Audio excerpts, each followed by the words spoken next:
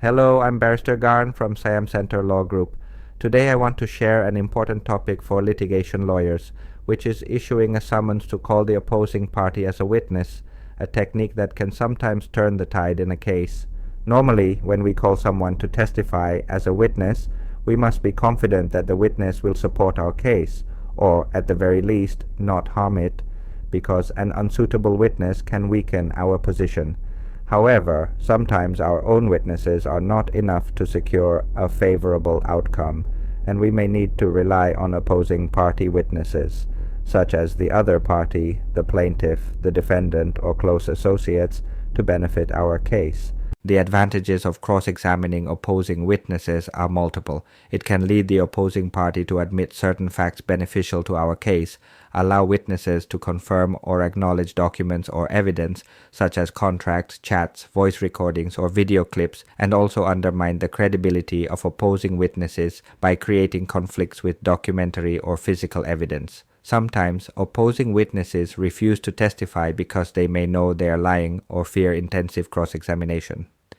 In such cases, we can use an authorized representative to testify on their behalf. The representative can only answer according to the instructions or information provided and testify based on documents or facts relayed to them. This approach may limit the weight of their testimony but can still advance our case. This technique is best used when our position is disadvantaged or close to losing and there is little to lose. In summary, issuing a summons to the opposing party as a witness is an important litigation technique. It allows us to cross-examine the opposing side, potentially turning a disadvantaged case into a favorable one, but it requires careful planning and preparation. I hope this technique will be useful for fellow lawyers and anyone interested in litigation. The advantages of cross-examining opposing witnesses are multiple.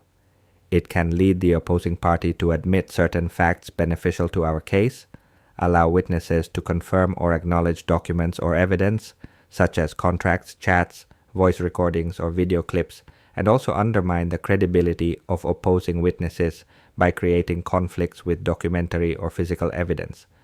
Sometimes, opposing witnesses refuse to testify because they may know they are lying or fear intensive cross-examination.